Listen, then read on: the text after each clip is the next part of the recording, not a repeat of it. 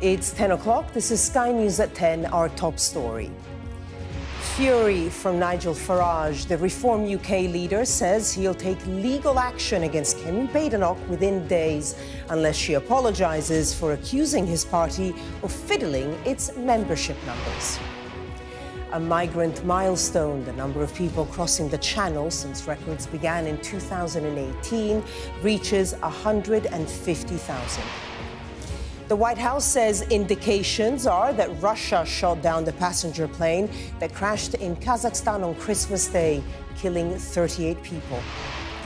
Israeli forces raid the last functioning hospital in the north of Gaza and order hundreds of people to evacuate. Waste not, want not, the government's plan for food banks and charities to benefit from farms' surplus produce. Plus, we'll take a first look at tomorrow's front pages in our press preview from 10:30.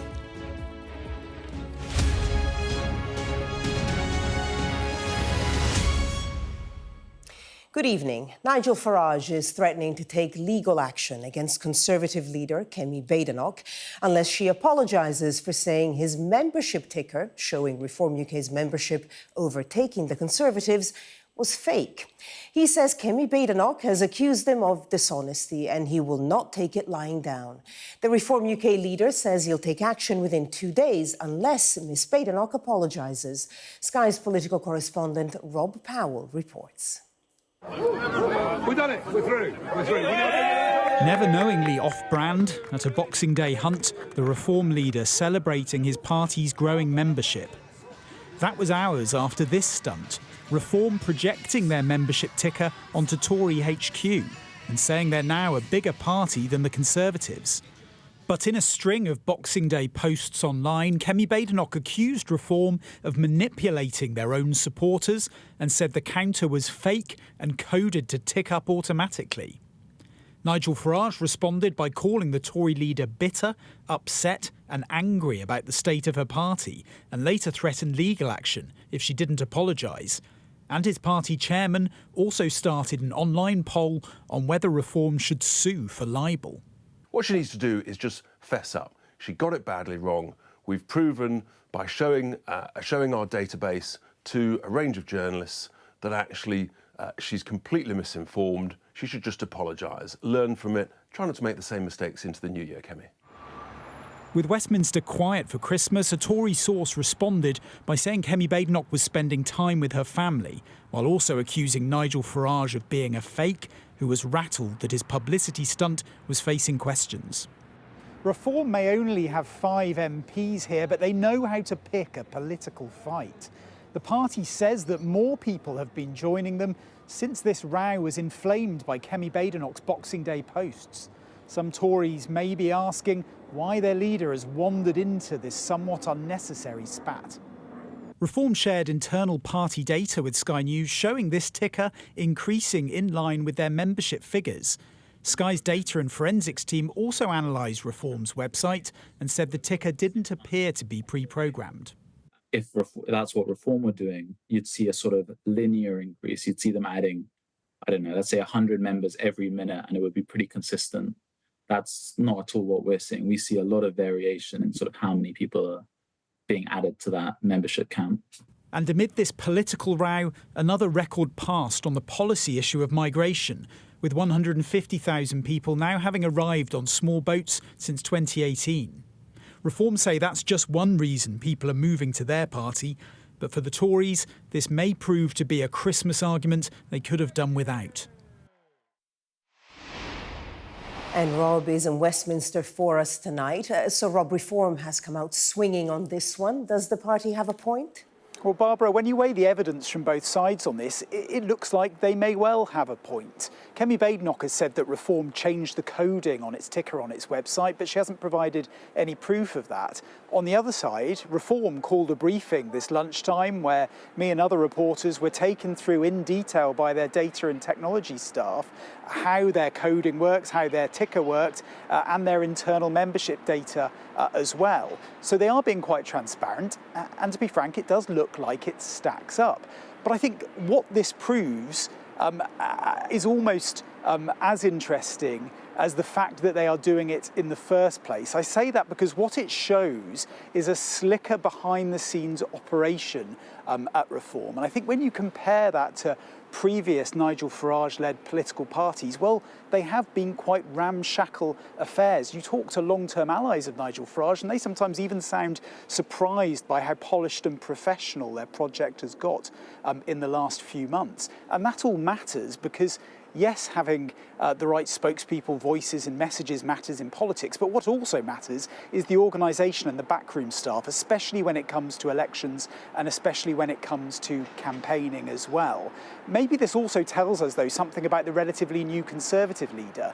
Nigel Farage has spent the thick end of 3 decades pulling his political opponents into arguments that ultimately will only ever really benefit him. And it certainly looks like Kemi Badenoch has walked directly into one of his traps this Christmas and turned what was, by some in Reform's own admission, a relatively insignificant and low-key stunt into literal front-page news today. So I think the Tories will be looking at this and maybe asking whether they could exercise better and sharper judgment on what fights they pick over the coming years. But of course, it's not just the Tories that Reform pose a threat to.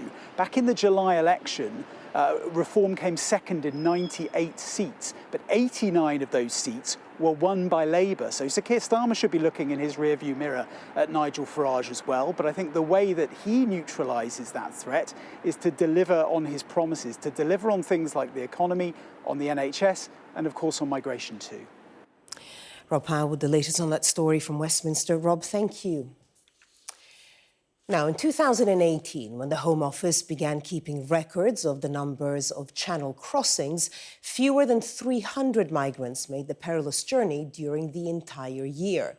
Well, this year, nearly 36,000 have attempted the crossing, and today a substantial landmark was passed. Since those records began nearly 7 years ago, more than 150,000 people have now arrived in the UK in small boats. Of that number, 407 people arrived yesterday, and 451 arrived on Christmas Day. Well, Sky's Amelia Harper has more at the screen. Well, it appears that Christmas hasn't deterred anyone from making these perilous crossings across to the UK side of things. And it appears that we are going to continue to see that happening into the new year. But let's set out how we got here. These are migrant arrivals since records began in 2018. Let's start there. Just 299 people. This was much, much lower than the rest of the graph. It then jumps way up in 2022 to over 45,000. This was a record year for arrivals, and this was driven by Albanian nationals arriving in the UK. So much so, the UK government had to strike a plan with the Albanian government to try to curb these numbers. It goes down again in 2023, then back up to 35,898 in 2024. And in terms of the nationalities of people arriving in the UK, we have this graph. We've got the countries along the bottom and the numbers along the side. Iran makes up the largest proportion of people arriving in the UK at over 22,000. 17,000 from Afghanistan, then Iraq, Albania and Syria. This year in 2024, it's been the most perilous, the most dangerous and deadly for people making those crossings. 50 people lost their lives. This continues to be a politically hot topic for governments of all colours, and it will continue to be so as we go into 2025. Amelia, thank you. The White House says early indications suggest a Russian air defense missile was responsible for downing the passenger plane that crashed in Kazakhstan on Christmas Day, killing 38 people. This comes after an investigation by Azerbaijan Airlines blamed external physical and technical interference.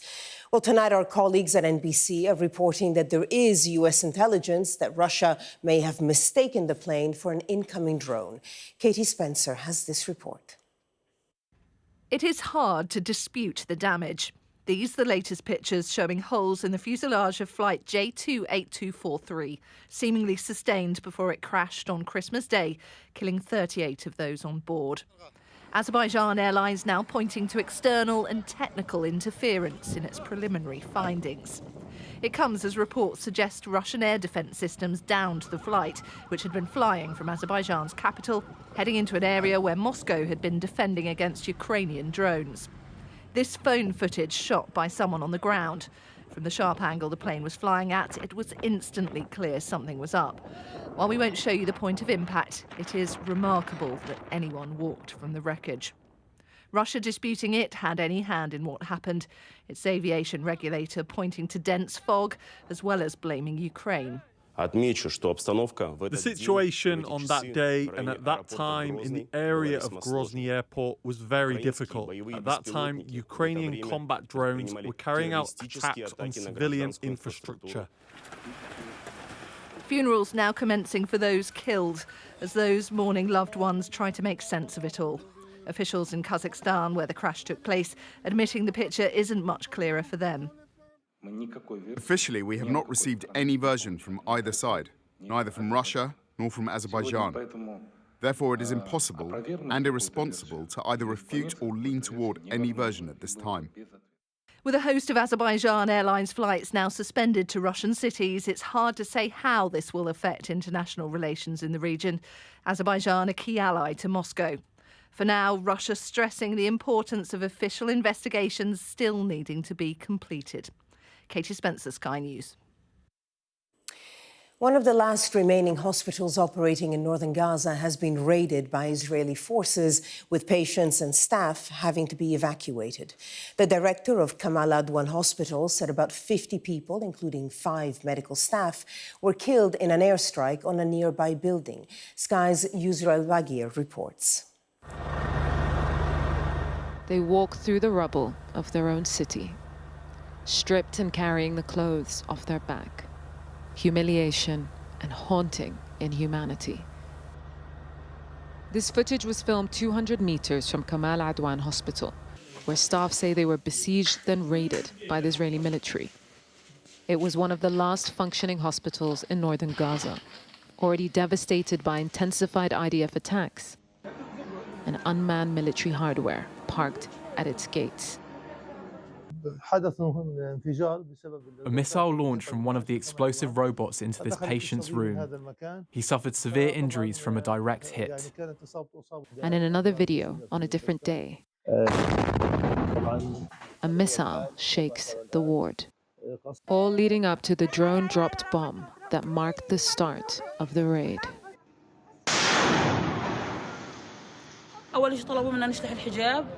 They ordered us to take off our hijab.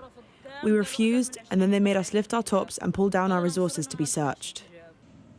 The IDF says they facilitated the secure evacuation of civilians, patients, and medical personnel, labeling the hospital a Hamas terrorist stronghold, but providing no evidence to support the claim.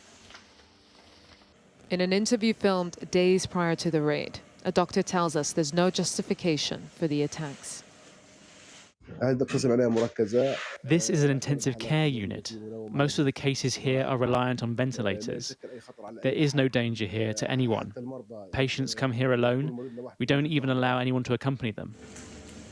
One of the last places where patients can find care collapsed into the battleground of this unrelenting war. Yusra Al-Bagir, Sky News. A 49-year-old man has been charged with the double murder of 2 women in Milton Keynes. Police say 38-year-old Joanne Pearson and 24-year-old Tiona Grant were killed on Santa Cruz Avenue in Bletchley on Christmas Day. The accused, Jaswell Brown, is due to appear in front of a magistrate tomorrow. Sir Keir Starmer has paid tribute to his brother, who died yesterday at the age of 60. Nick Starmer had been suffering from cancer. The Prime Minister released a statement saying, "My brother Nick was a wonderful man. He met all the challenges life threw at him with courage and good humour. We will miss him very much. I would like to thank all those who treated and took care of Nick. Their skill and compassion is very much appreciated." The South Korean parliament has voted to impeach the president's replacement after just 2 weeks in office.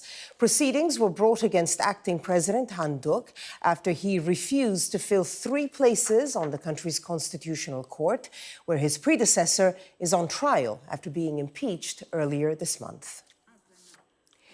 Italy's foreign ministry says it's working with Iranian authorities after a journalist was detained in Tehran. Cecilia Sala was arrested last week while reporting in the capital for an Italian newspaper, according to the Italian foreign ministry. The paper's editor says Cecilia was well when visited in prison. Scientists claim that human-caused climate change was responsible for 41 days of dangerous heat across the world this year. Well, here in the UK, we may not have experienced much of that dangerous heat, but experts say the wet, mild and occasionally stormy conditions have still put wildlife under pressure. Charlotte Leeming reports now from West Yorkshire. Marsden Moor is in a constant battle with extreme weather. It's looked after by the National Trust, who today warn that storms and flooding are taking their toll on some of the UK's most historic sites. Recurring wildfires are a problem too. In 2019, a huge blaze destroyed 700 hectares of land, decimating native wildlife and their habitat. The impacts of climate change is impacting all aspects of the National Trust work. So it sees us closing visitor attractions, some of those big houses, for example. But what we're really focusing on now is how we can introduce these nature-based solutions to reduce the impacts, be that increased flood risk or extreme weather events. Warm, wet weather has been the main concern here on Marsden Moor this year. When the rain comes, it's coming in these short, intense periods, dumping a load of water on already saturated ground. So what they've done is plant these trees high up on the moor, creating this natural flood barrier. To counter the effects of floods and fire, the National Trust have also been planting moss in damaged areas to increase biodiversity, reduce erosion and help capture carbon. Extreme weather has been a problem globally this year. Hurricane Helene was one of the most powerful storms ever to hit the southeastern United States. Severe flooding in eastern Spain came without warning and killed at least 222 people. According to a new global report, climate change intensified 26 of the 29 weather events around the world this year, killing more than 3,700 people and displacing millions. There was an average of 41 extra days of dangerous heat due to fossil fuel emissions from human activity. Here in the UK, extreme weather is blurring the seasons and confusing wildlife. Bees, butterflies, moths and wasps have all seen an alarming decline. The National Trust says urgent action is needed before it's too late. Charlotte Leeming, Sky News on Marsden Moor in West Yorkshire. Parents of children with special educational needs have told Sky News they're being let down because councils are trying to save on costs. Some have described being in a constant battle with their local authority to get the right education for their children. Ali Fortescue reports. Aidan, should we put your shoes on? Those are Tom's shoes. Okie dokie. Aidan, can you close the strap? Moya says bringing up a son with Down syndrome has been a privilege. There are obviously challenges too. It was when Aidan started school that her real battle began. We've just had this constant battle with them every single year. What the council were proposing was, him in, maybe if we were lucky, in a mainstream environment, but without one-to-one support. So the curriculum wouldn't be differentiated for him. They were proposing bare minimum in terms of speech and language therapy. Honestly, I shudder to think where he would be now. I think probably just at the back of a classroom running around with no support. Can you see Albie? Look, you see Albie? Moya's taken comfort from new friends like Emma, living hundreds of miles apart, brought together by a shared struggle. Salby's world, we're just all characters. Emma says her son Albie was wrongly put in a mainstream school and segregated from the class. That's it now, probably for the rest of his life will be battling.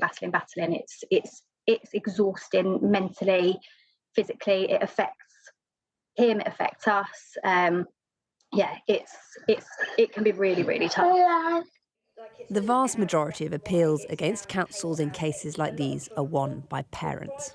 Moya's council Hounslow said the number of education plans for children with special educational needs has doubled in the last decade. In a statement, they said, "We put families at the heart of decision-making. Children and young people in Hounslow with special educational needs and disabilities achieve, on average, above their peers nationally. But we know, as a local system, that there are areas of our offer that need to be further improved." They say they share parents' frustrations amidst rising levels of national demand and what's widely acknowledged as a broken SEND system. Parents are much more aware of being able to bring appeals involving their children's special educational needs and to stand up for the rights of their children. That's one reason why I think there's fewer resources, but also budgets are stretched and local authorities are under strain in meeting the volume of demand of things. But many parents in the position of having a disabled child will put anything on the line. Their homes, their jobs on the line. Is it Grizzy? How do you sign Grizzy? It's really hard to hear because it just makes me feel like no one really cares about Aidan or setting him up for success. He's just a number, he's just a cost. But he's not, he's a person. He's a lovely little boy who deserves to get the same education as any other child. This is about resources for children that are in the minority. Children like Aidan, whose parents think the system is rigged against them. Ali Fortescue, Sky News. Kids get the latest sport now from Sky Sports News and Vicky. This Sky News Sports Bulletin is brought to you by Vitality. Getting more people more active. Live life with Vitality. You certainly need to have one eye on what if this doesn't work out. Sometimes when you do get released, it's a little bit of a dark place. I think there's so much ask and demand from academies. You need to give them a plan B as well. My journey into academy football showed how some of the game's top players have made it through the system. But now I want to know what happens to some of those that don't. Coming up in this episode, we hear some harrowing stories from people who fell out of football. Do you know what? I knew he was gone. You just can't even begin to comprehend it.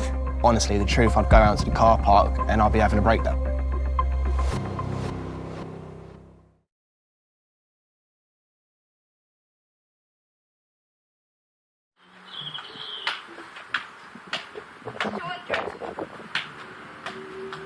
Apparently Matthew says that's 200. I've got videos of him kicking the ball forever.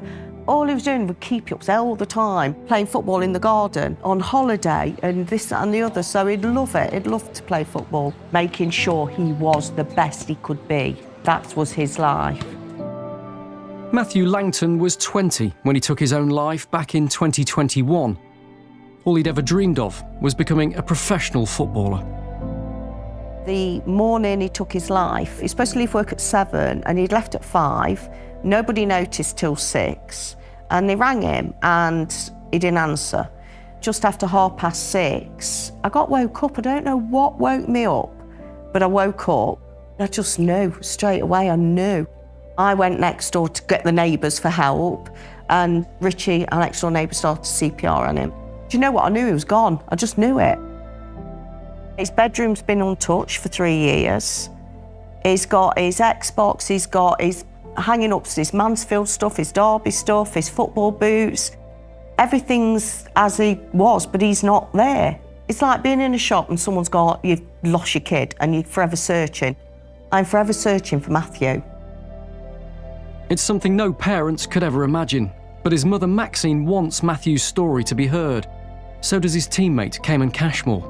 He was a great guy. He used to make me laugh all the time. I mean, I've got a video on my phone of Matty playing my guitar. He didn't know how to play a guitar.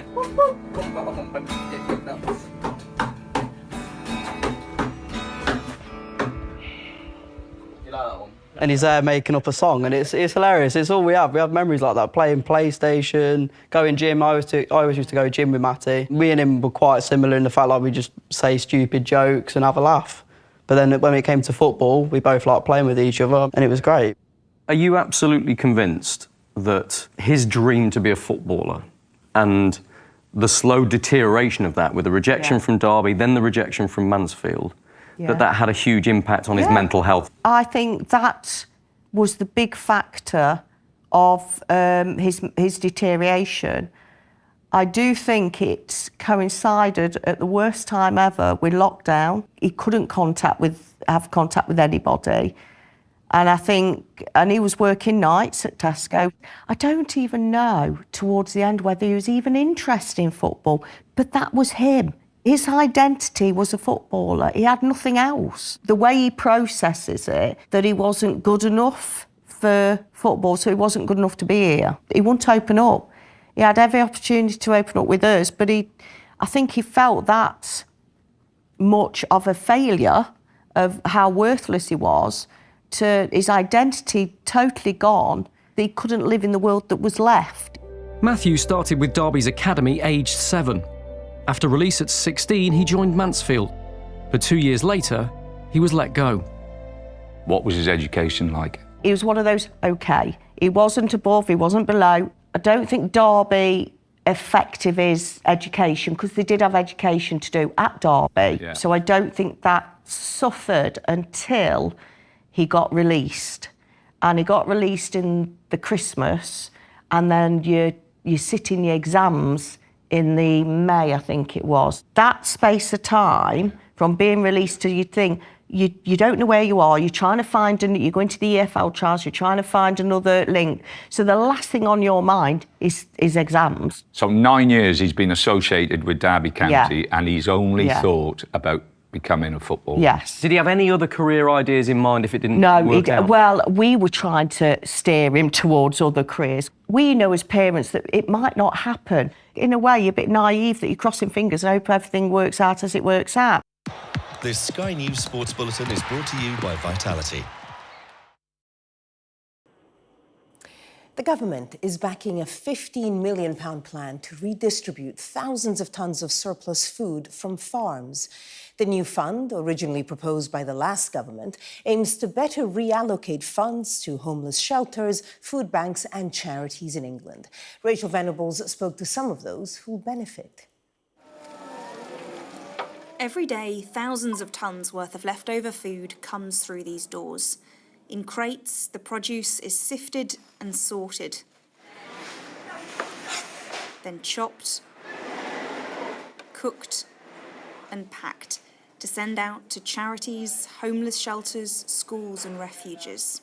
So right now, we've got a tagine cooking over there in one of our brat pans. And then behind you, we've got potatoes roasting and rice steaming, ready to be packed into our meals later this afternoon. We can go through up to 10 tons of food every single day in this depot. In the kitchen here, we turn some of that delicious surplus food into our Felix meals. So it's just under 5,000 a day. Most of the food that's donated here comes from supermarkets, but it's thought around 330,000 tonnes worth of fresh produce, fruit and vegetables is going to waste on our farms every single year. The government's hoping this new £15 million fund will help charities and organisations like this one to be able to access that food and then redistribute it to those who need it most. This is just a good start. What we want to see is this really embedded into the sustainable farming incentives that farmers can draw down funding from all the time in a long-term sustainable way to get this food into our system as a matter of course, not just a one-off funding piece from DEFRA. The grants will start from a minimum of £20,000 and should be available next year. The idea is for the money to pay for things like new equipment, perhaps vehicles or kit, new technology, or the training up of staff and volunteers. The fund was first pledged by the previous Conservative government, but there's concern it won't go far enough. I don't think we as a country have grappled seriously with the extent and causes of food loss and food waste. And so I think we need the government to initiate a full and thorough audit of our nation's supply chains to find out just how much food and what kind of food is being wasted at each part of the chain. Amid the cost of living crisis and at a desperate financial time for many farmers, food security and tackling waste has rarely been so important. Rachel Venables, Sky News in Poplar. Well, that was Sky News at 10. Coming up, we'll take a first look at tomorrow's papers in the press preview. Tonight, we're joined by political commentator Benedict Spence and journalist and author Christina Patterson. Great to see you both. Among the stories we'll be discussing, this on the front of the Telegraph, the headline, Farage, Musk will help us to beat the Tories. We'll be right back.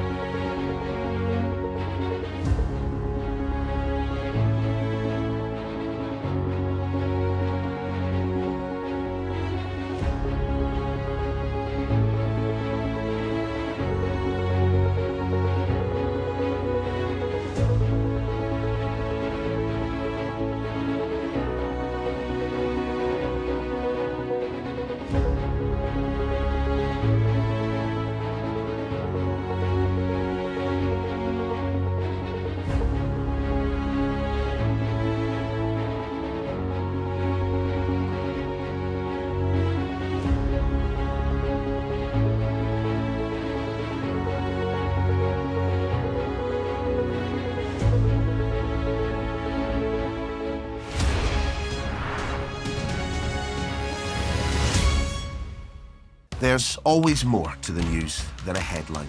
We want to discover, to delve a little deeper, to find out what's really going on. Explanation, analysis, the people at the heart of every story. I'm Neil Patterson, and this is the Sky News Daily Podcast. So, by the end, we'll hopefully all understand what's going on in the world just that little better. Available wherever you get your podcasts. This is Sky News. In just a moment, the press preview, a first look at what's on the front pages as they arrive. But first, our top stories. Nigel Farage has threatened legal action against Tory leader Kemi Badenoch if she doesn't apologise for accusing him of publishing a fake ticker showing Reform UK's membership has overtaken the Conservatives. Official figures show that more than 150,000 migrants have arrived in the UK after crossing the English Channel in small boats since 2018. The milestone was reached on Boxing Day. And the White House has said it looks possible that Russia shot down the passenger plane that crashed in Kazakhstan on Christmas Day, killing 38 people.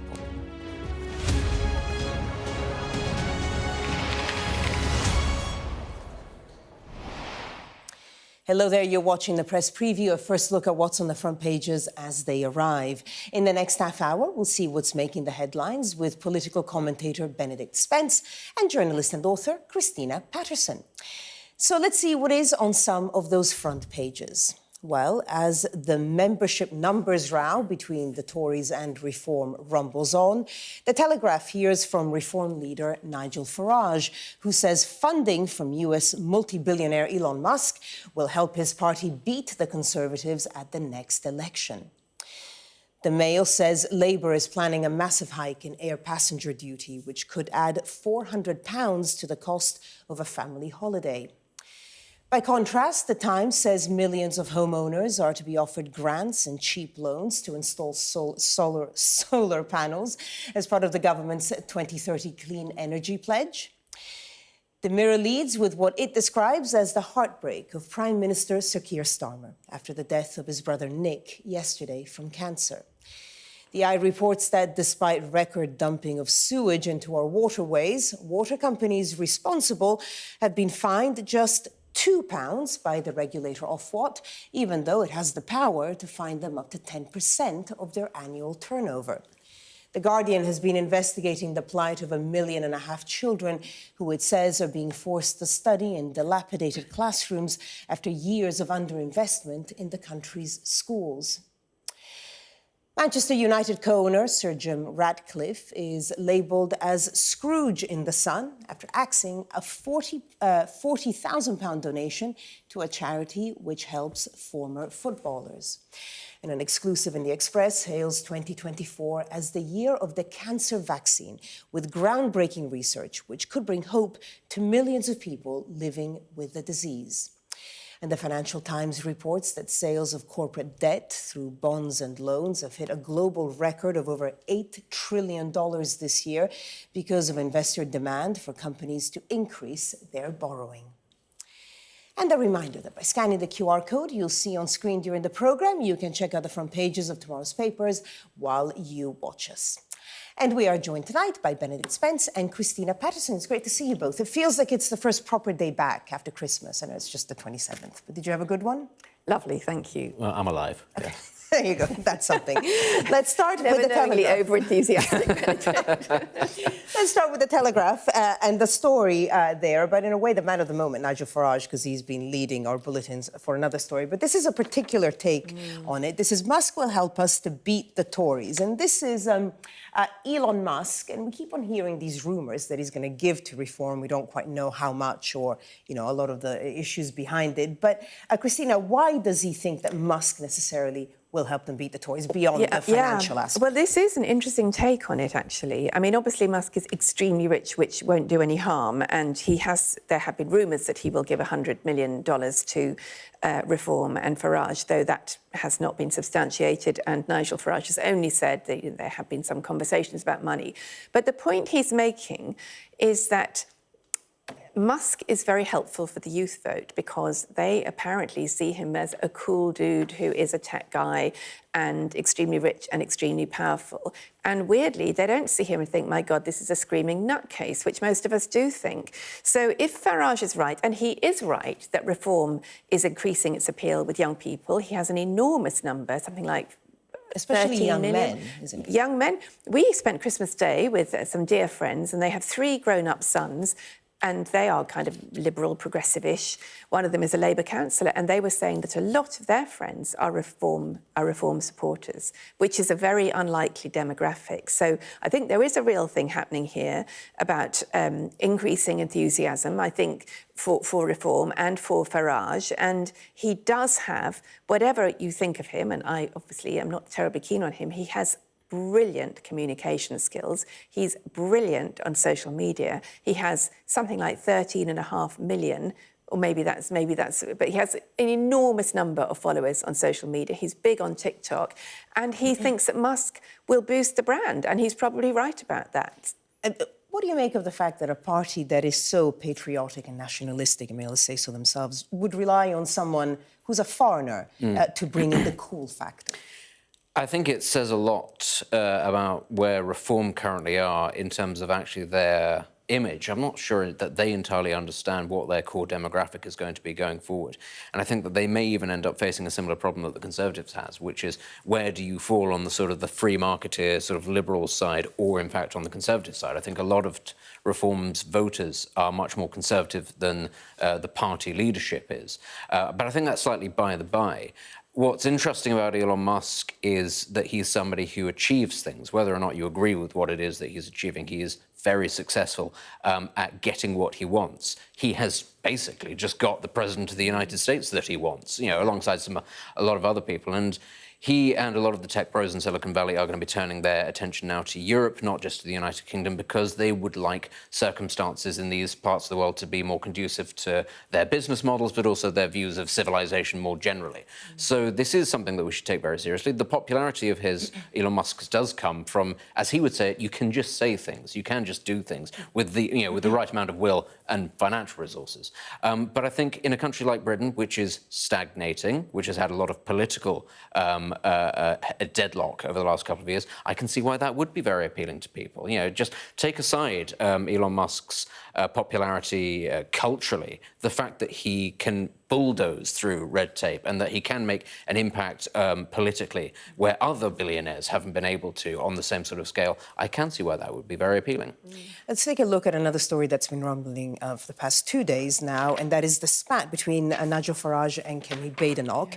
And it's all about this digital counter on Reform's website and the number of members, and basically Kemi Badenoch accusing Reform of fraud, and Nigel Farage not taking it very well. Yes, well, I'm afraid Kemi Badenoch, who famously can start a fight in an empty room, has indeed started a fight, but the room is not empty, and she comes across as a rank amateur. If she thinks, and you know, she should really learn from this, because if she thinks she can take on Farage and win on an issue like this, I'm afraid she probably has another thing coming. So the actual issue is that she has accused Farage of fraud with their ticker, which apparently monitors the increase in membership for Reform, and she said it was fake news, and basically accused him of lying. And he has invited various media organisations to monitor it, sort of see the back end of their systems. And so far, it looks as if Reform is not lying. Because the specific accusation was that the website had been coded to take up automatically and not really reflect the number of people joining, which I guess is not impossible to disprove. I suppose, but it's also not necessarily a sign of fraud. If you haven't, I suppose the question would be, at what point do you then add the new members to the ticker? Do you go through sort of a rigorous process of, vetting who they are? Do you wait until the money sort of arrives in your account? It's not necessarily a sign of fraud. It's a very silly thing to have accused them of if you're not also going to put proof of that, and there. Farage is not going to let it go. Of course he's not going to let it go. It's a really foolish thing, because if, let's say, hypothetically, they were lying, you're still drawing attention to the fact that they've got really, really big membership numbers. You're basically advertising it to your own supporters and everybody else's. And yes, now Farage has got a wonderful opportunity if he does perhaps take Kemi Badenoch to court, where the new leader of the Conservative Party might have to grovel to the leader of Reform. What kind of image does that send? It's an incredibly damaging one. And I think, I'll be honest, I don't think Kemi Badenoch will be the leader of the Conservative Party come the next general election. And I think it's because of things like this, really silly, basic mistakes.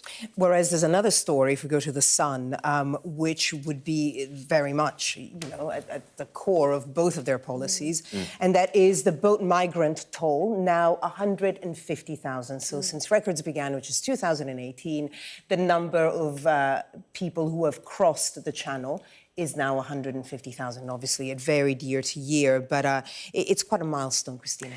It is a milestone. It's much more of a symbolic milestone than an actual milestone, because its implications in terms of expenditure, of course, putting asylum seekers in hotels is expensive, but the key issue is that it's politically toxic.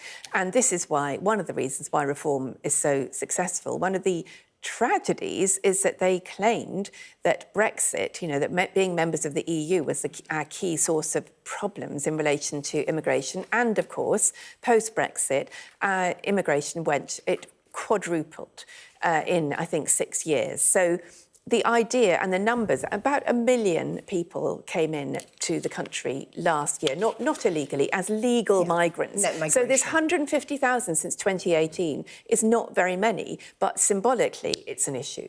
I mean, it's a city the size of Ipswich. It's, it's significant. And actually, in a country like ours that isn't building the infrastructure to service cities like Ipswich, it's something that's worth bearing in mind. But just to pull up on Christina's point, when we have net migration in 1 year at 906,000 or whatever it was, and this is 150,000, in what, 7 years? Yeah. 2018? I mean, I think actually it shows the slight disingenuousness of both the Conservatives and the Reform positions, which is that actually the major issue is simply illegal migration, which, by the way, the Tories didn't handle. That's the key thing. 2018, they had a very long time to do something and just didn't. But actually, when we talk about stresses that are placed on infrastructure, on systems, and wage suppression, a lot of that is actually because of legal migration. And a lot of the discontent in this country is actually caused by legal migration, but none of the parties are really prepared to touch that. Again, it's just one of those things where it's going to be very difficult, actually, for Kemi Badenoch actually to pick up on this, because it is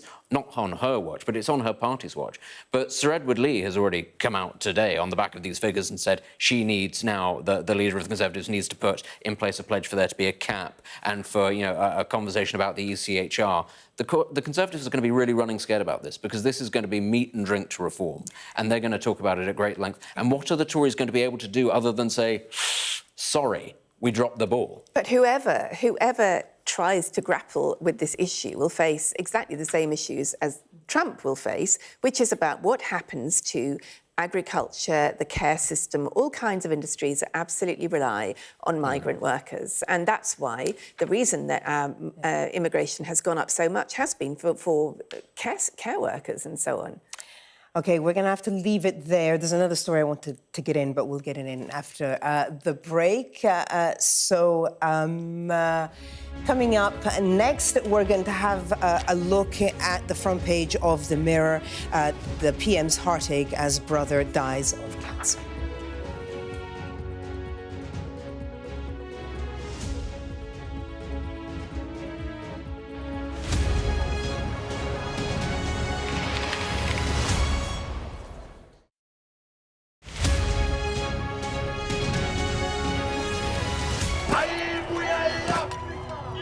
It's like a football final with only one team on the pitch. This isn't just a call to vote, but a call to remember.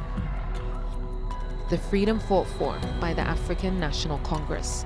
I'm Yusra Al-Bagher, Sky's Africa correspondent based in Johannesburg, South Africa. A cyclone and 2 burst dams wiped out hundreds of generational homes. This was the second dam that the floodwaters hit before it tore into Derna. We are in the heart of Nairobi, and we're watching as protesters were heavily tear gassed. The sheer fearlessness and persistence of these guys is astonishing. We help you understand the world with us. I remember going into the iconic Omdurman market in the heart of Sudan's capital for the first time since the war started. And this is what's left of it. Bullet holes through buildings, shelled balconies, bullet cases on the floor. I witnessed the complete destruction of a place linked to my childhood memories and the lives of millions of people. This is insane. This was a bustling residential area. So many friends who lived here. My most memorable interview was with a 15-year-old boy who'd survived being stranded on a migrant boat on its way from Senegal to the Canary Islands. After 13 days, our food, water and fuel supply ran out. I felt awe when we saw the mountain gorillas in Rwanda. We call him the king of the jungle. This is the alpha silverback. Sky News. Get the full story first. Yusra Al-Bagher, Sky News. Our app gives you the very best of Sky News wherever you are. breaking news, videos and analysis. Evidence of the crisis. Podcasts, watching us live. Live here from Washington. Wherever you get your podcast. All in one place. And all at just the touch of a screen. The Sky News app. Get the full story first.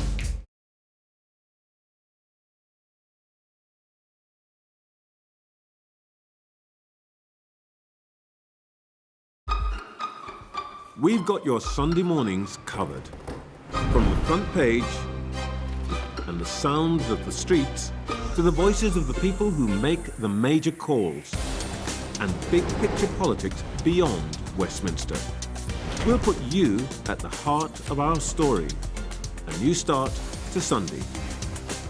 I'm ready. Are you? Join me, Trevor Phillips, Sunday mornings on Sky News. Weeknights on Sky News. This is your chance. Tell people. Welcome to the Politics Hub. Our police force has apologised. If you want to find out about Grimsby, you come to the docks. I'm live in Jerusalem. Are you not concerned that that could lead to all-out war? Hello there, good evening. There are fears of an upsurge in violence. What's at stake here? You are watching the press preview, a first look at the front pages as they arrive. Welcome back. You're watching the press preview with me now, Benedict Spence and Christina Patterson. We were talking about migration a little bit earlier, and there's a migration-related story, kind of, in the Daily Telegraph, but coming from the United States. So the headline here, TV has made the U.S. lazy, according to a Trump aide, and that Trump aide is Vivek Ramaswamy. Obviously not watching the news, that may make no one lazy, but watching programs like Friends. So, Benedict, what's behind this? So this has all come because of a desire that is being put forward by, people like Elon Musk, again, who always seems to creep into these stories, about the US's need to effectively be able to cream off some of the best intellect and the best workers when it comes to the tech industry. Vivek Ramaswamy, who is going to be one of these two people overseeing the DOGE, Department for Government Efficiency, is laying into the average American culture for being more sort of pro-jock rather than nerd, whereas their attitude is obviously that nerd is what drives technology forward. That's created quite a bit of a backlash because what is being promoted here is the desire for more immigration. That's not going to go down particularly well with a lot of Donald Trump's base, if we're going to be completely honest. And a lot of the online discourse has been pretty furious, actually, about what is perceived as an anti-American sentiment. That is to say that immigrants will come and they will work very hard, and that Americans, and this is how a lot of people are actually perceiving it on the MAGA right, in some way deserve to lose their jobs because the immigrants come and outcompete them. And as you can imagine, we've not quite got to Trump obviously being in office yet, but we did say, would there be some contention at the core of his new administration with people like Elon Musk and those sort of big characters? And it seems we have the first little bump in the road. Christina, 10 seconds if you can. It's going to be, it's the clash between the tech bros and not just the MAGA base, but as in the voters, but as in Laura Loomer, conspiracy theorist who travelled with Trump on his plane for quite a lot of his campaign, who is one of the key MAGA people, has weighed in on this on X. So this will become a much bigger issue within the Republican Party. Okay. Let's move on now to a story that's in the front page of the Mirror. A very sad story, but the Prime Minister who lost his brother, I think on Boxing Day, his brother Nick, who died of cancer at the age of 16. The headline there, Prime Minister's heartache as brother dies of cancer. Christina. Well, my heart really goes out to him. And as someone I lost my sister when she was 41, and Keir Starmer's brother Nick wasn't able to work. He had learning difficulties and then developed terminal cancer and became deaf. So he had many, many challenges in life and lived, for some of his life, quite a nomadic life, unable to work. My sister was also unable to work. She suffered from quite severe mental illness and schizophrenia. And I lost my brother when he was 57 a few years ago. So I know how devastating it is to lose a sibling, and I feel it reflects extremely well on Keir Starmer that over the past few years, and he has been making secret visits to the hospital, secret as in not publicised, got to know every member of the team who looked after his brother by name and did everything he could to support him. So I think this must be really devastating for him. And in his statement, Keir Starmer specifically thanked all the people that had helped his brother over the years. Yes, I mean, there's never a good time of year to lose a family member in these circumstances, but it's particularly difficult, I think, at this time of year when everybody is sort of outwardly trying to be very upbeat and celebrate. Yes, it's been very dignified, I think, the way that the Prime Minister's handled all of this, and obviously our commiserations go out to him. Yeah, just a really, really sad sort of footnote, I think, to that. And I mean, obviously, cancer has touched the lives of, I think, most people in the country. And that's why the headline in the Daily Express actually is quite a, I don't know, optimistic way to end the year. 2024 was the year of the cancer vaccine. And that is, well, actually, you tell me why. Explain why they say that. It's been a year when there have been really, really significant developments in cancer vaccines. I've had cancer twice. A number of my friends have been going through what they call the cancer journey recently and currently are. And as you say, it will touch most of us. Half of us will get cancer, and a lot of more young people are getting cancer for all kinds of complex reasons. So thank goodness for these medical developments, and let's hope that, you know, we can beat cancer before too long. Massively increasing rates of cancer across the world continue to concern me and many other people. It does seem that even though we are making fantastic progress on this particular issue, it's something that is actually still keeping quite a bit of a pace ahead of us. But you have to look at it as a positive. This is, you know, the end results of lots of investment in vaccine technology, amongst other things, and it goes to show that actually a lot of progress can be made in a relatively short space of time. Okay. Benedict, Christina, we're going to have to leave it there for now, but I'll see you in the next hour. Thanks so much for having gone through the papers with us. And coming up next on Sky News at 11, Nigel Farage threatens to sue Kemi Badenoch as the row over their party's membership numbers intensifies. I'll have more on that story and all the day's other news at the top of the hour. Stay with us.